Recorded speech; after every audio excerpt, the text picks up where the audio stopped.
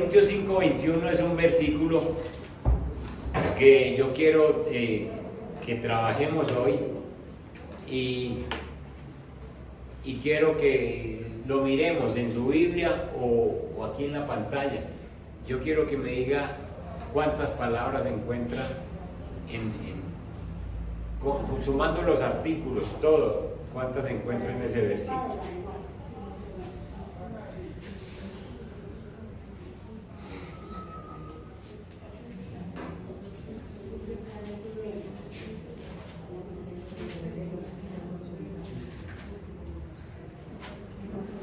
¿Ya?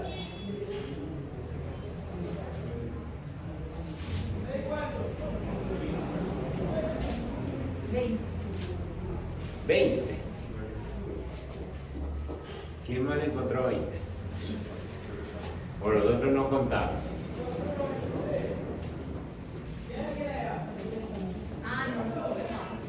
¿Ah?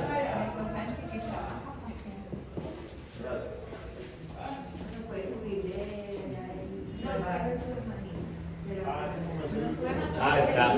Sí, es que es el último versículo.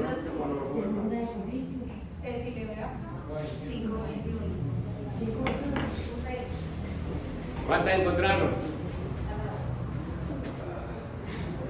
Palabras que encontraron en este versículo. 1, 2, 3, 4, 5. ¿Ah? 20.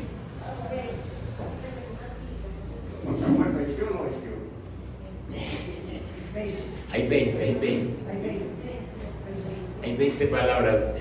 Lo que quiero decirles a ustedes, en el idioma griego son 15, porque hay algunos artículos que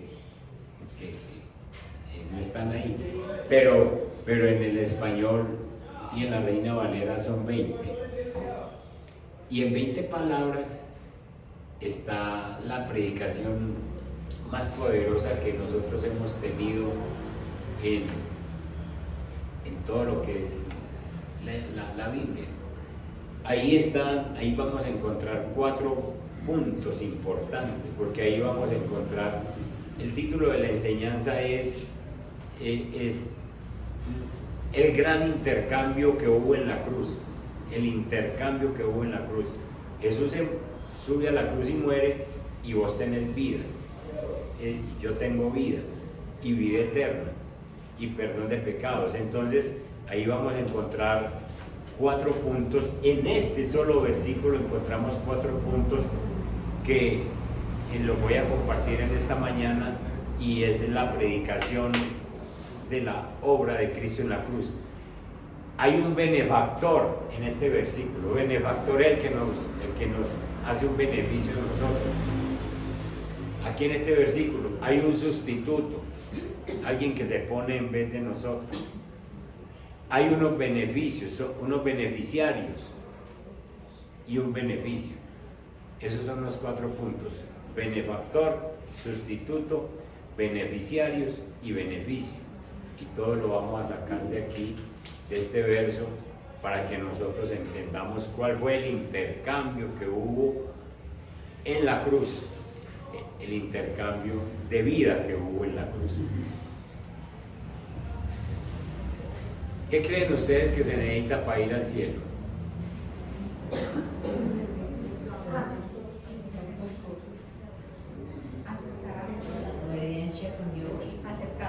Aceptar a Jesús, dice Polita. ¿Qué creen que se necesita para ir al cielo los demás? Nacer de nuevo. Nacer de nuevo. ¿Ah? Morir a las cosas del mundo. Morir a las los cosas rudimentos del mundo. ¿Ustedes creen que yo he hecho esta pregunta por ahí también en otros lugares, y me han contestado ser buena gente? ¿Ustedes creen que ser buena gente lo lleva a uno al cielo? No.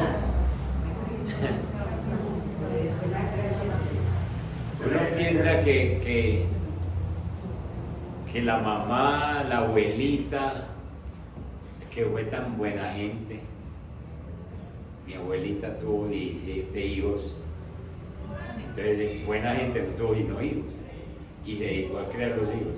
Entonces uno cree que la abuelita por buena gente se fue para el cielo. ¿Ustedes creen que es posible eso? No.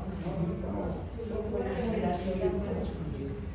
Porque cuando yo digo que, escuchen esto, cuando yo digo que una persona buena gente, es que es tan buena gente que se tiene que haber ido para el cielo, yo estoy anulando la palabra.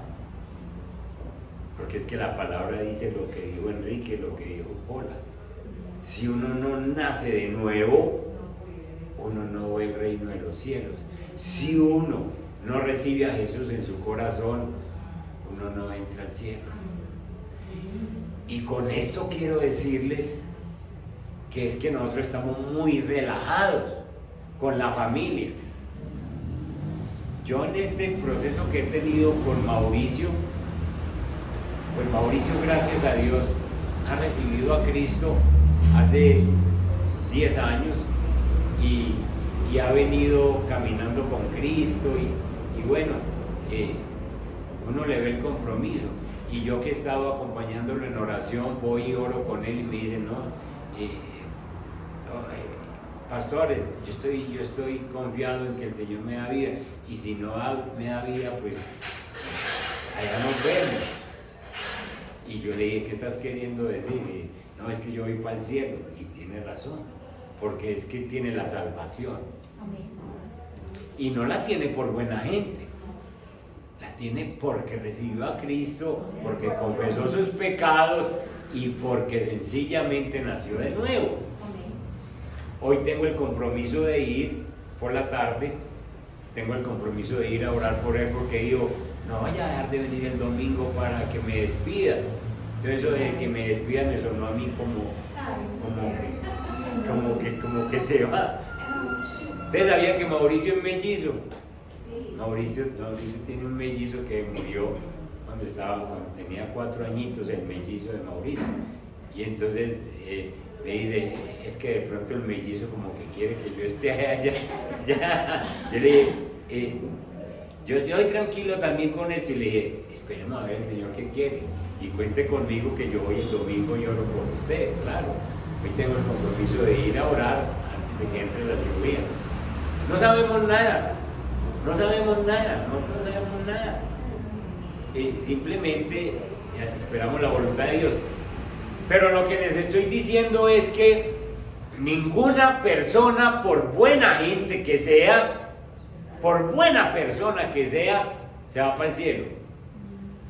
Porque anulamos entonces la Biblia, anulamos la palabra. Y vuelvo y les digo, ustedes y yo estamos muy relajados con la familia. Estamos muy relajados con la familia. Entonces yo estaba pensando, bueno, Mauricio conoce, pero hay otros 9 en la casa que no han querido aceptar al Señor. Nos han visto vivir el cristianismo y no han querido. ¿Cuál es el trabajo de nosotros? Orar por ellos, clamar a Dios, Señor, y otra vez, cada que podamos decirle, usted necesita recibir al Señor. Porque tengo otras hermanas que dicen, yo no le hago mal a nadie. Pero eso de que no le hago mal a nadie es precisamente que tampoco quieren recibir al Señor porque creen que son buenas personas. Si ustedes tienen familia, que supongo que sí, y que no han recibido a Cristo, es hora de intensificar nuestra oración, porque de buena gente nadie llega al cielo, de buenas personas nadie llega al cielo. Se necesita recibir a Cristo porque para eso vino. Se necesita nacer de nuevo. Y todos nosotros estamos viviendo un tiempo donde se nos está metiendo el pecado por toda parte, a la casa, a la iglesia, se nos está metiendo el pecado. Uno ve, por ejemplo, en estos días la verdadera condición que tiene la humanidad. La verdadera condición, sencillamente, uno meditando en la condición del hombre, de la mujer, uno ve todas las cosas que estamos enfrentando. Se están aprobando leyes por famosos mandatarios que dicen ser sabios y se aprueban leyes como el aborto, leyes como la ideología de género, leyes como la eutanasia, cosas que le competen a Dios, y el hombre se ha metido a manejar eso y a decir esto es así. Hoy en día tristemente ya se han establecido los famosos baños sin género. Es decir, como usted se sienta, entonces entra al baño de las damas o al baño de los hombres, como se sienta ese día, como crea que está. Y todo esto, uno meditando todo esto, Dios mío, ese hombre, ¿por qué entra a aquel baño de damas? Esa mujer, ¿por qué vestida de mujer entra allí? ¿Qué será entonces?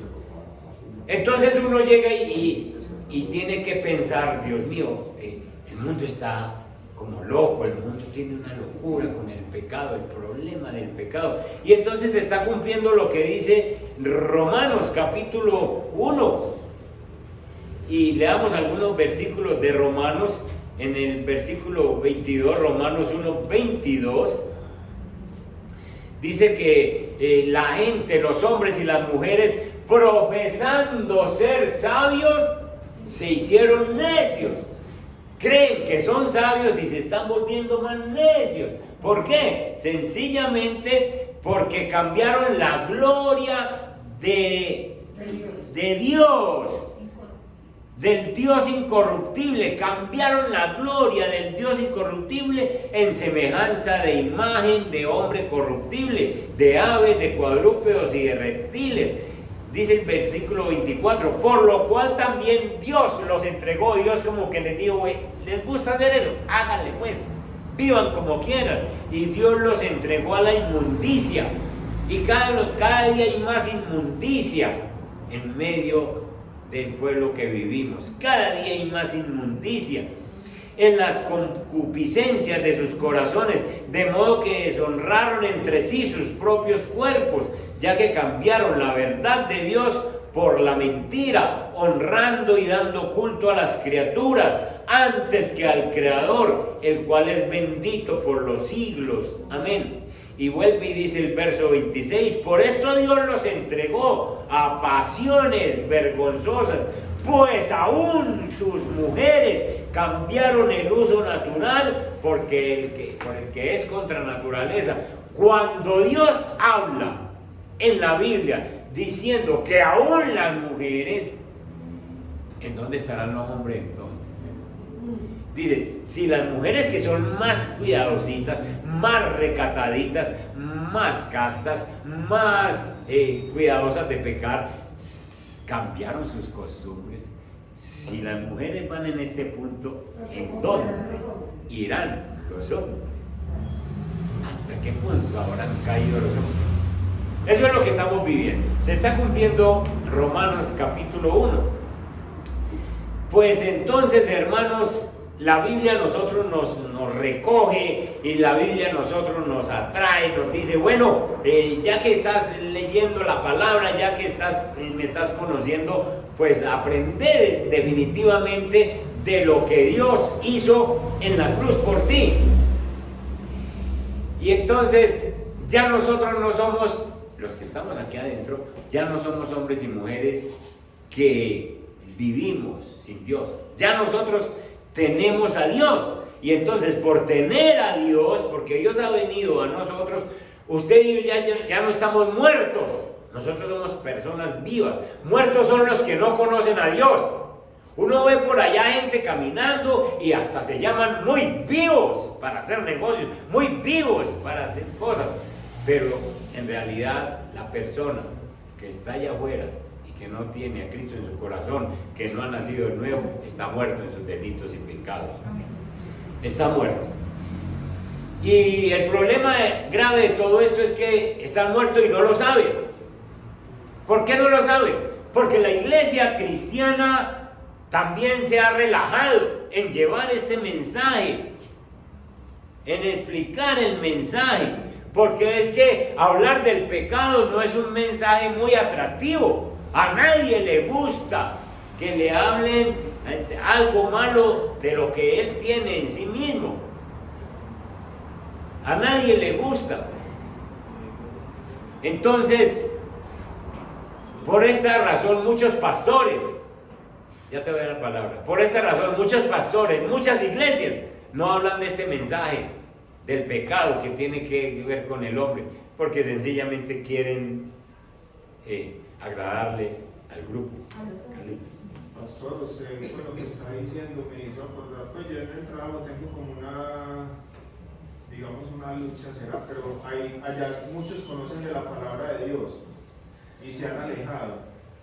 Y hay un compañero que es pues homosexual y entre ellos decían, no, es que la Biblia hay que reformarla.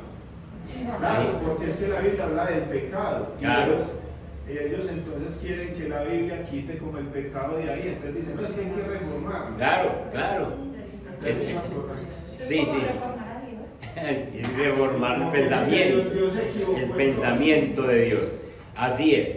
Entonces, hermano, nosotros estamos acostumbrados a que nos contemplen, a que nos cuiden, y muchas veces nosotros queremos que sencillamente se nos diga lo que queremos escuchar, porque este mundo se volvió muy humanista, es decir, le gusta mucho hablarle al hombre y decirle, usted puede, usted es capaz, usted es un gran ser. Está bien eso, pero hay que mostrarle que también es un villano. El villano de la película somos nosotros. Los que hemos fallado a Dios somos nosotros. Dios es santo, justo, bueno, y los malos somos nosotros, los que le hemos fallado al Dios Todopoderoso. Esa es la triste realidad.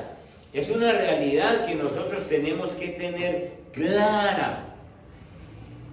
Todos nosotros tenemos un problemita, y el problemita es que todos venimos con el pecado, porque todos pecaron. Cuanto todos pecaron, dice la Biblia. Y el problema de nosotros, cuando no conocíamos a Cristo, y aún después de conocer a Cristo, es que nosotros queremos resolver el pecado de cuenta de nosotros. Nosotros queremos resolver el problemita de cuenta de nosotros.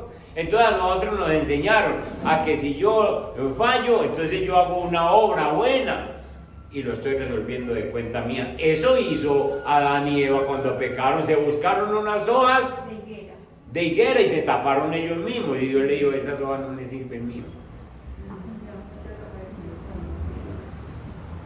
Y Dios tuvo que ir, matar unos corderos,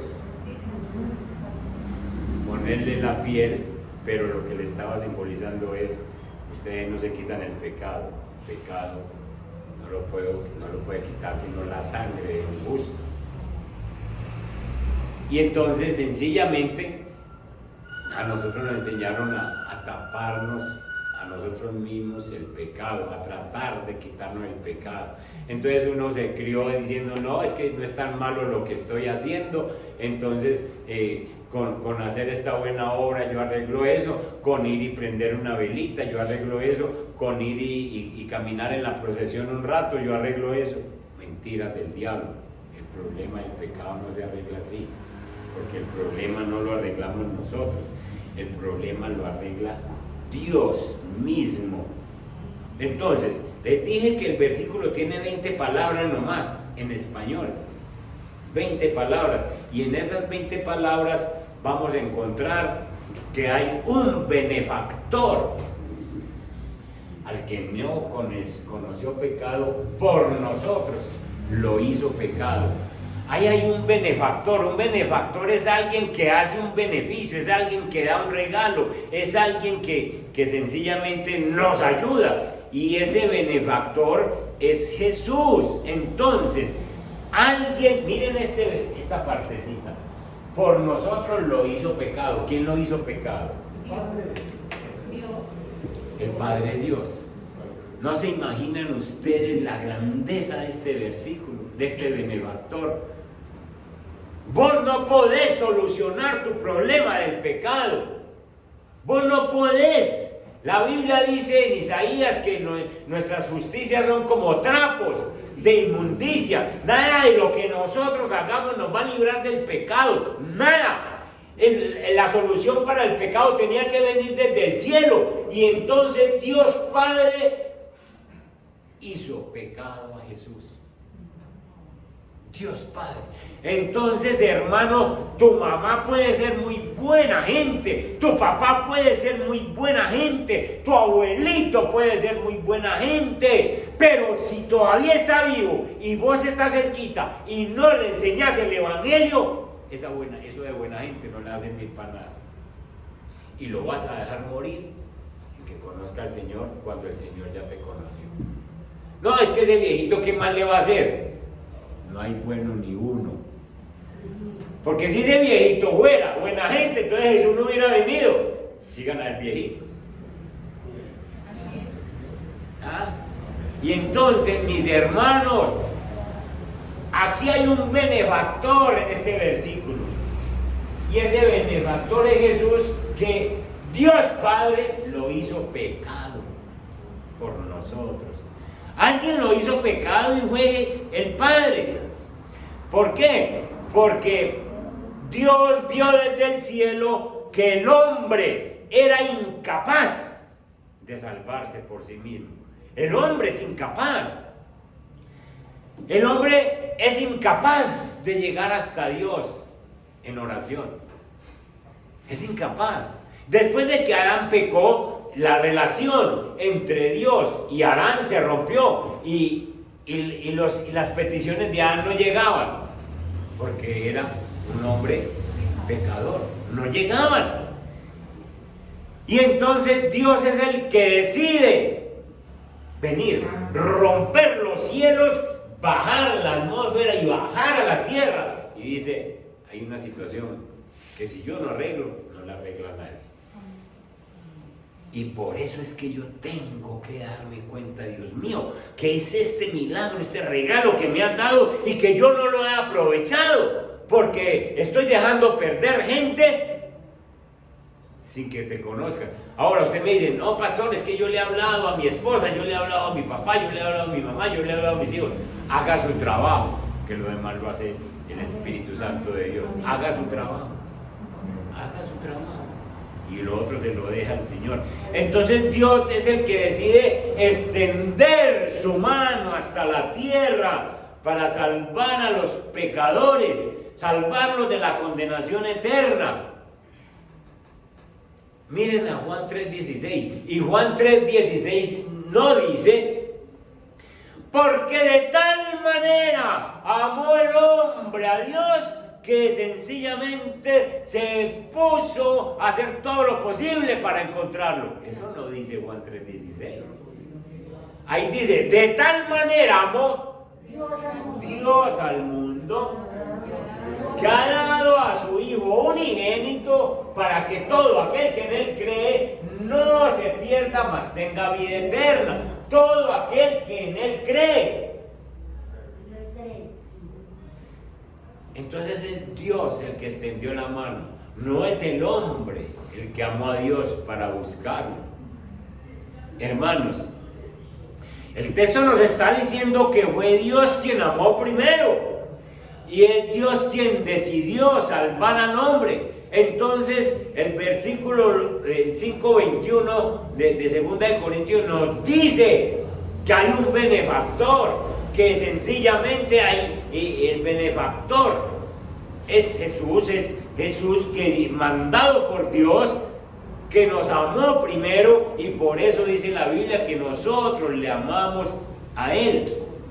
Cristo murió por nosotros sabiendo nuestra condición pecaminosa. Nosotros no lo estábamos buscando. Nosotros estábamos pecando y Él vino a morir por nosotros. Vayan conmigo a Efesios capítulo 2, el verso del 1 al 5. Y ahí nos dice exactamente cuál era la condición en la que nosotros vivíamos, pero cuál es la condición en la que viven nuestros familiares. Estoy hablando de familia porque ahora en mayo pues el tema va a ser familia, pero estoy hablando sencillamente de que es que nosotros tenemos personas cercanas y lo estamos dejando perder. Miren esto. Y Él, nuestro Dios, nos dio vida a nosotros cuando estábamos muertos en nuestros delitos y pecados. Cuando uno anda en delitos y anda en pecado, uno está muerto, aunque lo vea por ahí caminar. Y dice, en esos delitos y pecados anduvimos nosotros, usted y yo, en otro tiempo, siguiendo la corriente de este mundo. Es decir, nos dejamos llevar por lo que el mundo nos ofrecía, lo que nos decía Romanos ahora. ¿Sí? Hemos cambiado, la gloria a Dios. Conforme al príncipe de la potestad del aire, el mismo diablo, el espíritu que ahora mismo opera en los hijos de desobediencia. Todo hijo, toda persona, todo hombre, toda mujer que ande en desobediencia está bajo la ira de Dios. Y dice, entre los cuales también todos nosotros vivimos en otro tiempo. ¿Cómo vivíamos? En los deseos de nuestra carne. Hacíamos lo que la carne nos mandaba. Sencillamente, no me gusta esta novia, me consigo esta otra. No me gusta esto, hago esto. Y nos dejamos llevar por la carne. Lo que la carne mandara. Haciendo la voluntad de la carne y de los pensamientos. Y éramos por naturaleza hijos de ira. Lo mismo que los demás. Lo mismo que la gente de allá. Eso éramos nosotros. Pero esto éramos, dice, aquí hay un pero. Este pero quiere decir un cambio que Dios realizó. Pero Dios, que es rico en misericordia por su gran amor con que nos amó, aún estando muertos en pecados, estábamos en los pecados, y Dios viene y nos da vida juntamente con Cristo. Y aparece la palabra, por gracia soy salvo. Entonces no fue por nada de lo que usted hizo, no es por buenas obras, no es por buena gente, no es porque usted sencillamente ha hecho cosas muy buenas, es por gracia que Dios nos escogió para darnos la salvación. Amén. Y esa gracia la tengo que aprovechar. Dios mío, alcance esos 9 hermanos que todavía faltan conocerlos en mi casa. Y usted le puede decir, Señor, es que estamos hablando de eternidad. Es que estamos hablando de eternidad. Es que si yo quiero esta mujer que es mi esposa, Señor, por favor, establece tu reino. ¿Cuánto has hecho? ¿Qué has hecho? De pronto, si has usado esas rodillas para postrarte y decirle, Señor, es que tú puedes hacer un milagro, es que conmigo hiciste un milagro. ¿Qué te impide hacer un milagro en este hombre, en esta mujer, en este hijo, en este papá, en esta mamá? Tenemos que clamarle al Señor que ese benefactor también sea presente en la vida de estas personas. Nosotros íbamos camino al infierno y Dios nos salvó. Nosotros vivíamos alejados de la verdad y Dios nos atrajo a la verdad. Nosotros seguíamos los deseos de nuestra carne y Dios llegó y nos liberó de esos deseos de la carne. Mis hermanos, el plan de Dios lo diseñó Él mismo. El plan, la solución para el pecado la diseñó Dios mismo. Me gusta cómo lo dice el apóstol Pedro. Vayan a Hechos capítulo 2. Y el apóstol Pedro lo dice de una manera preciosa cuando está haciendo su gran predicación, la primera predicación de Pedro, donde se convierten más de 3,000. Y miren Pedro cómo lo dice en el versículo 22 y 23. Dice: varones israelitas, oíd estas palabras. Jesús Nazareno, varón aprobado por Dios entre vosotros, con las maravillas, prodigios y señales que Dios hizo entre vosotros por medio de él, como vosotros mismos sabéis. A este entregado, miren esto, a este Jesús entregado por el determinado consejo y anticipado conocimiento de Dios. ¿Saben qué está diciendo Pedro? Que es que no hubo una casualidad, que es que a Jesús no lo mataron los romanos simplemente o los judíos, es que desde el cielo había venido para morir, por el anticipado conocimiento de Dios, por el determinado consejo. Entonces la gente, ustedes judíos, lo prendieron y lo mataron por manos de inicuos, crucificándole. Pero lo que está diciendo Pedro, ustedes solamente fueron instrumentos de un trabajo que Dios ya había determinado en el cielo para que hubiera salvación para los pecadores. Tremendo, ¿no? Hermanos, entonces el plan es de Dios. El plan para la solución del pecado es de Dios. Y si es de Dios, usted no puede sino aceptar a Jesús. Lo único que le queda es aceptar a Jesús, nacer de nuevo. Es lo único que le queda. Porque es que usted no se puede salvar ni puede salvar a nadie de cuenta suya. Entonces en este texto vemos que el plan de Dios sencillamente fue salvar a la humanidad. Ya queda la responsabilidad del hombre, pero Dios fue quien planificó todo esto. Entonces tenemos un benefactor y ese benefactor lo tenemos que hacer conocer de otras personas, que conozcan que a mí me salvó y que puede salvar a ellos también. El segundo punto que encontramos en el versículo es un sustituto. Sustituto es alguien que se pone en vez de. El sustituto es Jesús que se puso en vez de mí. Entonces el versículo dice, al que no conoció el pecado, ese es el sustituto. Al que no conoció pecado. Al que no conoció pecado. ¿Quién es el que no conoció el pecado? Jesús. Estuvo en este mundo 33 años, estuvo aquí, fue tentado en todo, dice el autor de Hebreos, pero no pecó, no falló. El que no conoció el pecado. Usted y yo, hermano, hemos conocido el pecado. Desde pequeñitos venimos conociendo el pecado. Apenas ya tuvimos un uso de razón, 6, 7 añitos, ya empezamos a saber que era una mentira, ya empezamos a poner cositas, trampitas, a saber que si cogíamos una cosa que no era nuestra, era un robo, ya sabíamos. Jesús no conoció el pecado porque no practicó ni uno solo. A propósito, cuando vemos películas de estas de religiosas, examinen la Biblia, mis hermanos, porque uno ve gente que se tragan unos cuentos de las películas, y que no, yo me vi una película de Jesús y a los 10 añitos estaba ya haciendo milagros. Lea la Biblia mismo, para ver cuándo fue que Jesús empezó a hacer milagros. Y se ponen, y en vez de leer Biblia, le creen a las películas. Desde el 2005, un escritor escribió un libro que se vendió después de la Biblia, es el segundo libro más vendido, el Código Da Vinci. ¿Sabe por qué se vendió el Código Da Vinci por cantidades? Porque el autor ahí escribió que Jesús tuvo relaciones con María Magdalena. Y entonces la gente es feliz por encontrarle una falla a Jesús.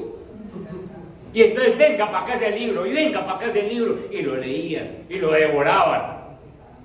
Y después entrevistan al autor y dice, ficción, eso es ficción, que yo para poder hacer interesante el libro. Pero la gente no, la gente son buscándole para decir, ¿sí ve que Jesús? ¿Sí ve que Jesús? ¿Sí ve que Jesús tomó vino? ¿Sí ve que Jesús se acostó con una mujer? Sí, eso es mentira, hermano. Eso es mentira. Y el borrachito dice, pues Jesús bebía. Mentiras. Él tomaba jugo de uva, no fermentado. Pero la gente busca cómo encontrarle un pecado a Jesús para justificar el de él. Al que no conoció pecado, ese es el sustituto, hermano. Al que no conoció pecado. Y uno mire toda la gente que tenga alrededor, mire todos los que quieran, mire al pastor, mire el jefe, mire la esposa, mire el esposo, mire los hijos, y mire todo el que quiera, mire al presidente y todos, usted le encuentra un pecado. Y si empieza a andar con él, sí que le encuentra pecados. Cuando uno anda con una persona de guía, uno dice, ay, María, yo no sabía que usted era así. Porque le va encontrando cositas a medida que lo va conociendo. A Jesús no. A Jesús no se le encontró ningún pecado. La Biblia está llena de testigos. Miren, testigos de que Jesús no pecó. Miren a Juan. Juan capítulo 1. Primera de Juan, capítulo 1. Primera de Juan capítulo 3, verso 5. Primera de Juan capítulo 3, verso 5. Miren eso. Miren lo que dice Juan. Y sabéis que Él apareció para quitar nuestros pecados. Y No hay pecado en él. Juan anduvo 3 años y medio con Jesús. Anduvo 3 años y medio con Jesús. Y Juan deja escrito: apareció para quitar nuestro pecado y no hay pecado en él. 3 años y medio de noche, otras veces de día, unas veces por la mañana, otras veces a mediodía, otras veces por la tarde, y no encontró un pecado en Jesús.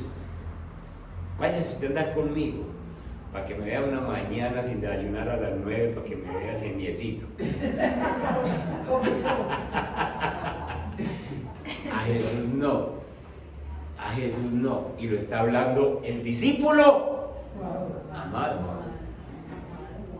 y no hay pecado en él. Pero miremos a Pedro, otro testigo, 3 años y medio también, andando con Jesús, y entonces sencillamente nosotros encontramos a Pedro, primera de Pedro capítulo 2, verso 21 y 22. Pues para esto fuiste llamados, porque también Cristo padeció por nosotros, dejándonos ejemplo para que sigáis sus pisadas, el cual, ¿quién lo está diciendo? Otro discípulo que anduvo 3 años y medio con él, el cual no hizo pecado ni se halló engaño. Juan habla de que no hizo pecado, pero Pedro dice, ni con sus labios, nunca dijo una cosa exagerada, nunca dijo una mentira, nunca le dijo una cosa, nos encontramos a las 4 y llegó a las 6, no, nunca, ni se halló engaño en su boca, nunca dio qué decir, ni con su boca. ¿Qué tal que Jesús hubiera dicho al día que repartió los panes y los peces y hubiera dicho, denles de comer? Y enseguida dijo, se acabó, no hay para ustedes, no quedó. No, nunca engañó a nadie con su boca. Y entre nosotros, vamos a tomar tinto, y enseguida le dije, no hermano, no hay para el tinto. Qué pena con usted, pero hasta aquí llegamos, no también nada, no pida nada. Jesús, dice Pedro, que anduvo también 3 años y medio, dice, ni con su boca falló. Pero miren al escritor de Hebreos, en el capítulo 4 de Hebreos, verso 15. ¿Qué dice el escritor de Hebreos? El escritor de Hebreos todavía no sabemos quién es. Entonces por eso lo llamamos el escritor de Hebreos. El 4:15. Porque no tenemos un sumo sacerdote que no pueda compadecerse de nuestras debilidades, sino que tenemos uno que fue tentado en todo, según nuestra semejanza. Y termina diciendo, pero entonces cuando usted tenga alguna tentación, alguna cosa, algún pecado que lo esté atropellando, usted dice, yo tengo un sacerdote que nunca pecó y ya pasó por esto. Entonces usted no puede decir, no, Señor Jesús, es que a usted no le tocó vivir lo que a mí me está tocando. Ya Jesús pasó por eso mismo. Ya pasó por lo que vos no has pasado, por lo que vos estés pasando. Por eso es que vos tenés un sumo sacerdote que puede ayudarte en cualquier cosa. Porque Jesús sabe las debilidades de un ser humano, porque Él estuvo en un cuerpo humano y pasó exactamente por todo lo que vos te imagines. Y te puede ayudar. Sin pecado, Él no pecó. Él no pecó. Miremos un personaje famoso de la Biblia, Pilato. Lucas capítulo 23, el verso 4. Yo les he dicho, a mí me gusta que ustedes vayan aprendiendo, no me vuelvan a decir Pilatos, porque todavía escucho a algunos diciendo Pilatos. Pilatos son varios Pilatos. El nombre es Pilato, la Biblia lo usa Pilato. Y entonces dice en 23:4, y Pilato dijo a los principales sacerdotes y a la gente, ¿qué bueno que les dijo? Y este fue el que lo mandó a crucificar por congraciarse con la gente. Pero él dijo, ningún delito, ese hombre no ha cometido nada, ese hombre no ha hecho nada, porque no le halló ningún pecado. Pero Pilato habla 3 veces. Miren la segunda vez que habla en el verso 14. El verso 14 les dijo, aquí está hablando Pilato, me habéis presentado a este como un hombre que perturba al pueblo, pero habiéndole interrogado yo delante de vosotros, no he hallado en este hombre delito alguno de aquellos de que le acusáis. No tiene ningún pecado. Y lo está diciendo el que lo va a mandar a crucificar.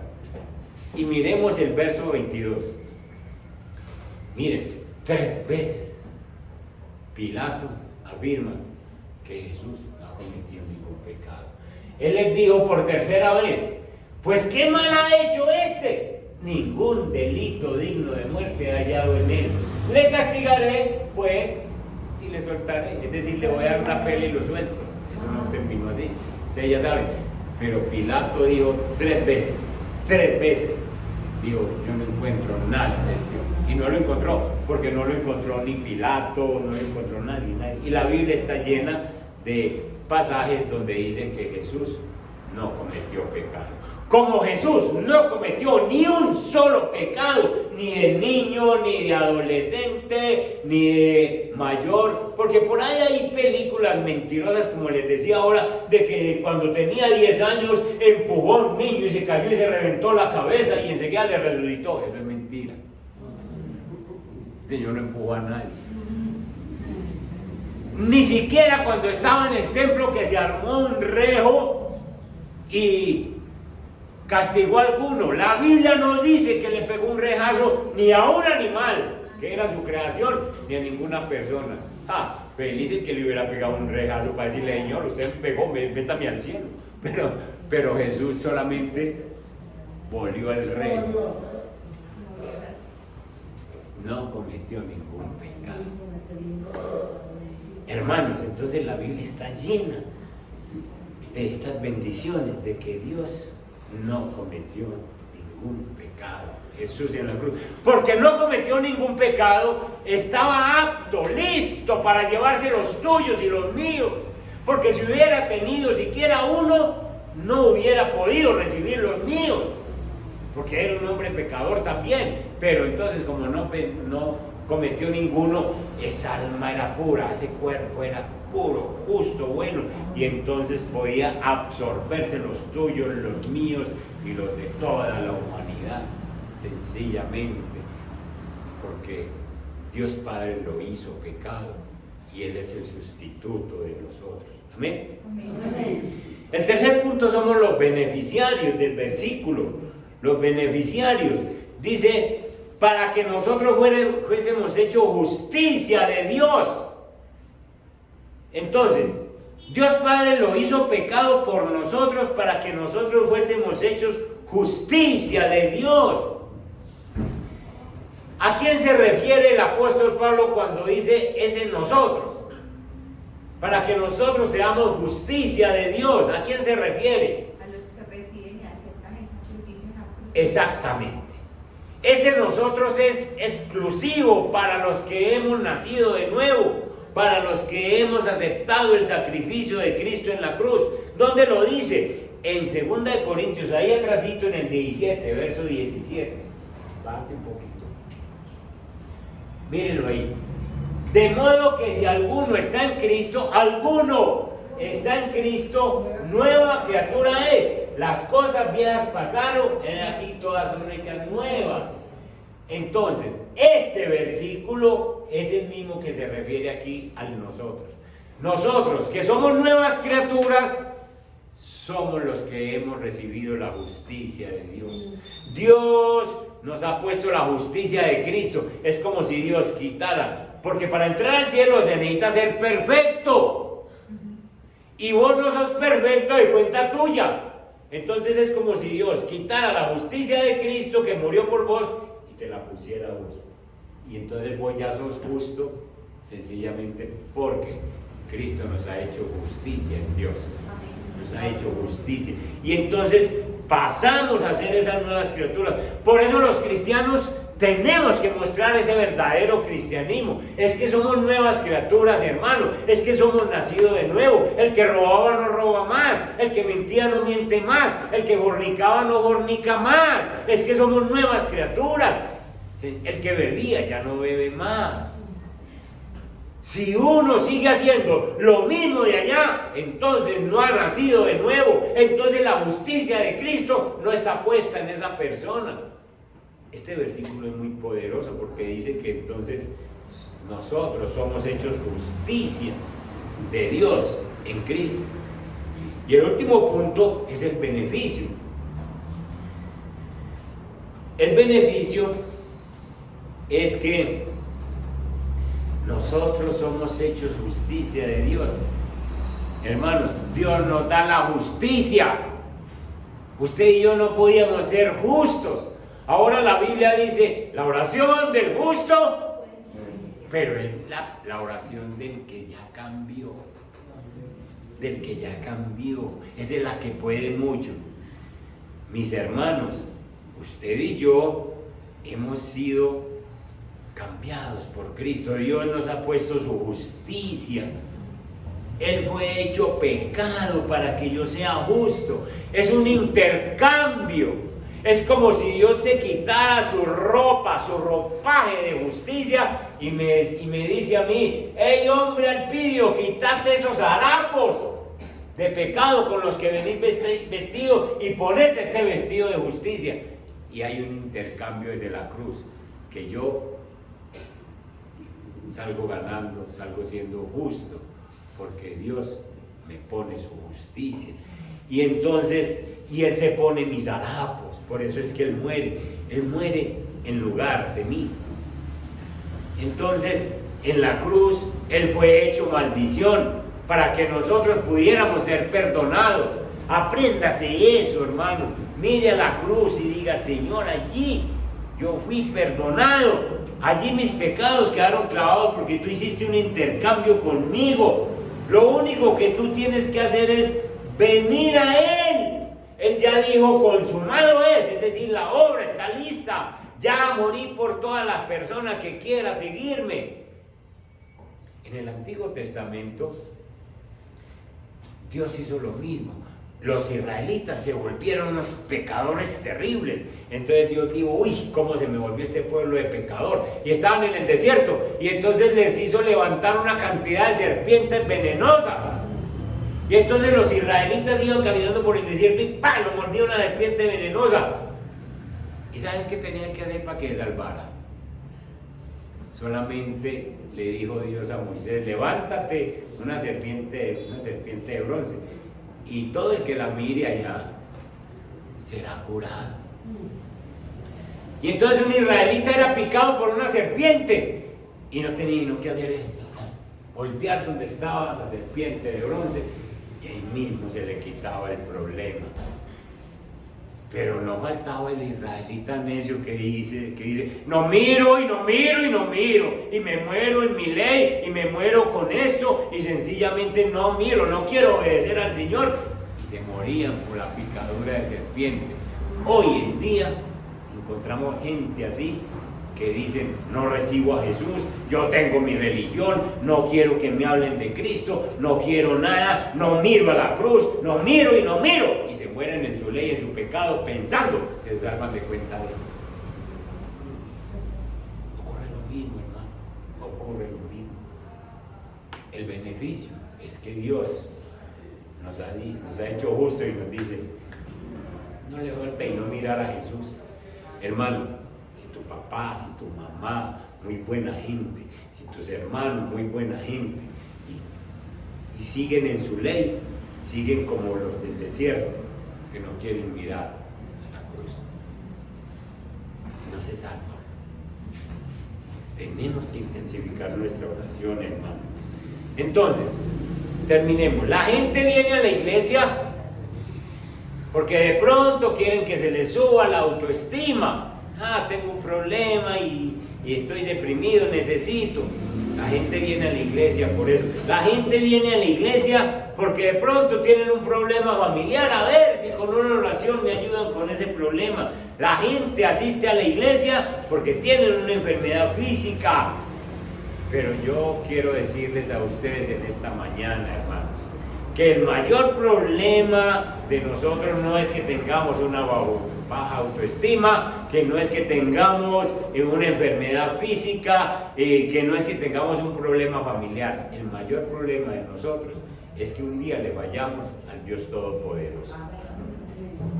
Y el mayor problema que tiene nuestra familia es que no le están caminando al Dios Todopoderoso, que le están fallando al Dios Todopoderoso, y por eso la ira de Dios está. Y entonces cuando nosotros arreglamos ese problemita, que no es que lo arreglemos nosotros, sino que simplemente miro a la cruz, acepto a Jesús, la Biblia dice que lo demás es añadidura. Entonces métase con Dios, busque a Jesús, y métase más con Jesús. Que hay problemas económicos, claro, pero tengo a Jesús. Que esta guerra de Ucrania y entonces todo esto que está pasando entre Rusia está afectando a los países de la economía, sí, pero tengo a Jesús. Que la economía está quebrada, tengo a Jesús. Hermano, es que Dios sencillamente nos ha dicho, con mi hijo, ustedes tienen la solución para el pecado, y solucionando el pecado, las demás cosas sencillamente son añadiduras, y yo los bendigo con lo demás. Amén. Amén. Entonces, hermanos, mire que el mayor problema no es que mi hijo esté con una salud quebrantada. El mayor problema no es que yo tenga un problema físico de enfermedad. El mayor problema no es que yo no me entienda con mi esposa. El mayor problema es que no le estamos caminando a Dios como hermanos. Y nosotros necesitamos sencillamente aprovechar el intercambio que hubo en la cruz.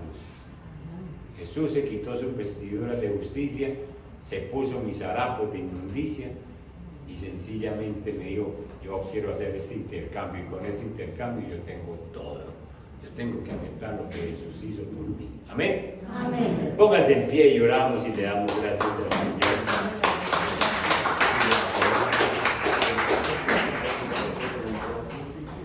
Señor Padre que estás en los cielos, gracias por la iglesia, gracias por esta temática de tu obra, Señor.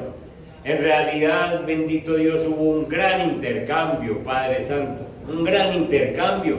El problema de nosotros, nos estábamos muriendo en nuestros delitos y pecados, y nosotros, a nosotros nos criaron en un ambiente religioso donde decían que nosotros podíamos salvarnos de cuenta de nosotros, y todavía vemos familiares bregando, Señor, con sus buenas obras, Señor, a llegar al cielo. Estamos como en la Torre de Babel, bregando a construir un edificio para llegar allá sin aceptarte a ti, Señor. Pero tú nos acabas de aclarar, Señor, que al que no conoció pecado, a Jesús. Este plan fue elaborado desde el cielo La solución para el pecado, Señor, no fue elaborado en la tierra, no fue elaborado por ningún hombre, fue desde el cielo, que al que no conoció pecado por nosotros, tú, Padre, bendito y soberano Dios, lo hiciste pecado, para que nosotros fuésemos hechos justicia de Dios en él.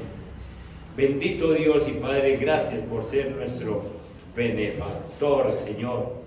Gracias por todos los que te hemos aceptado. Gracias por sustituirnos. Nosotros, Señor, éramos los que debíamos haber recibido esa corona de espinas, eran los que debíamos de haber recibido esa lanza en el cuerpo, esos azotes en la espalda, esos clavos en las manos y en los pies. Pero tú dijiste, yo lo recibo por vos. Te pusiste, Señor, para darnos el perdón, para quitar la ira del Padre.